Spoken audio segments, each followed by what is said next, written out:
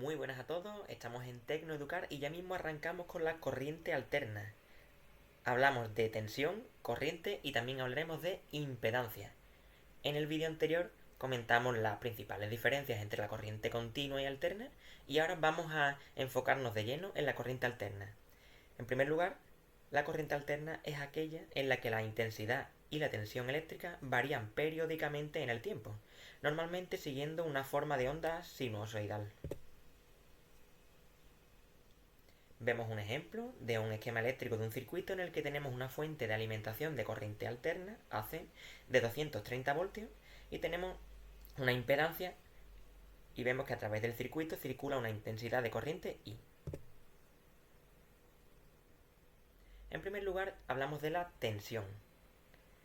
La tensión es la diferencia de potencial entre dos puntos de un circuito que varía periódicamente en el tiempo. En corriente alterna podemos calcular la tensión V en función del tiempo t como la tensión máxima por el seno de omega t más phi. ¿Qué es esto? V de t, tensión en función del tiempo. V max sería la amplitud máxima de tensión, el valor máximo que puede alcanzar la tensión. La omega sería la pulsación, que se expresa en radianes por segundo. Y la pulsación podemos calcularla como omega igual a 2 por pi por f, siendo f la frecuencia medida en hercios. La t representaría el tiempo en segundos y la letra phi, o también phi sub 0 podríamos poner, que sería la inicial. Estaríamos hablando del ángulo de fase en radianes. También tenemos que decir que en la red eléctrica doméstica en Europa la tensión es de 230 voltios y la frecuencia es de 50 hercios.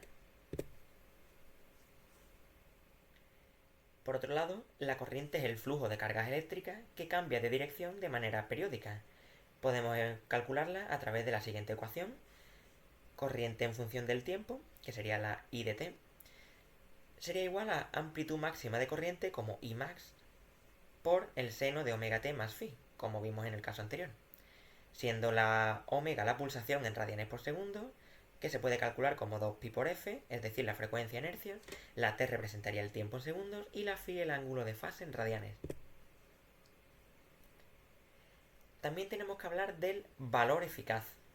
En aplicaciones eléctricas se suele usar este valor eficaz o RMS, que se expresa como el valor de corriente continua que produce la misma disipación de calor o potencia que la corriente alterna sobre una misma resistencia. Es decir, sería la tensión equivalente en corriente continua que tenemos en corriente alterna. ¿Cómo podemos calcular el valor eficaz de la tensión o VRMS? Como el valor de la tensión máxima entre raíz cuadrada de 2. Lo mismo ocurre con la corriente. El valor eficaz de la corriente lo podemos calcular como la intensidad de corriente máxima entre raíz cuadrada de 2. Ahora vamos a hablar de la impedancia, que es la medida de la oposición que presenta un circuito al paso de corriente eléctrica cuando se aplica una tensión. La impedancia, que se expresa con la letra Z, puede dividirse en resistencia eléctrica, expresada con la R, reactancia inductiva X sub L y reactancia capacitiva X sub C. Vamos a ver ahora los distintos tipos. En primer lugar tenemos la resistencia eléctrica R, que ya vimos en corriente continua. Una resistencia en corriente alterna se comporta igual que en corriente continua oponiéndose al paso de la corriente eléctrica. La impedancia respecto a esta resistencia, es decir, Z sub R, viene dado por el valor de la resistencia eléctrica R. Toda la potencia se transforma en calor. Y también tenemos que decir que, para el caso de la resistencia eléctrica, la tensión y la corriente están en fase, es decir, phi tiene un valor de 0 grados. Ya veremos más adelante cómo se comportan la tensión y la corriente para cada uno de los tipos de impedancia. Tenemos aquí el símbolo eléctrico y un ejemplo de resistencia eléctrica.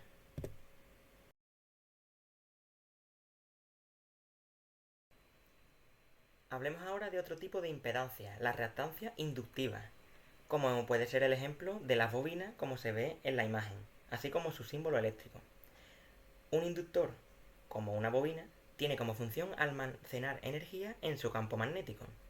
la reactancia inductiva X u L puede calcularse como el producto de la pulsación por la inductancia, omega por L. Como vimos anteriormente, la omega puede expresarse como 2pi por la frecuencia. Por lo tanto, la impedancia, refiriéndose a la reactancia inductiva, en este caso Z sub L, puede calcularse como J por X u L, siendo J la unidad imaginaria, cuando hablamos de números irreales, y X u L la reactancia inductiva. Tenemos que decir que a mayor frecuencia, mayor oposición se dará al paso de la corriente.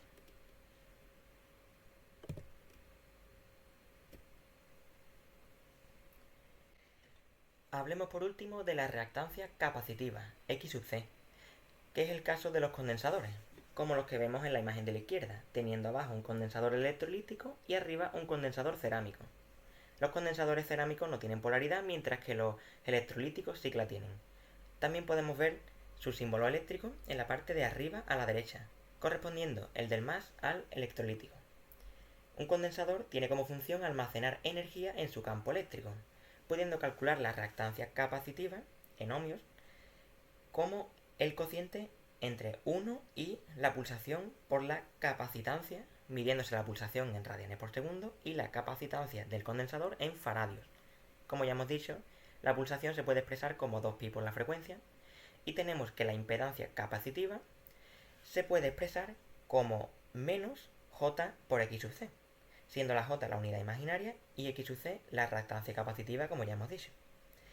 Por último, tenemos que decir que en este caso, a mayor frecuencia, el condensador ofrece menor oposición.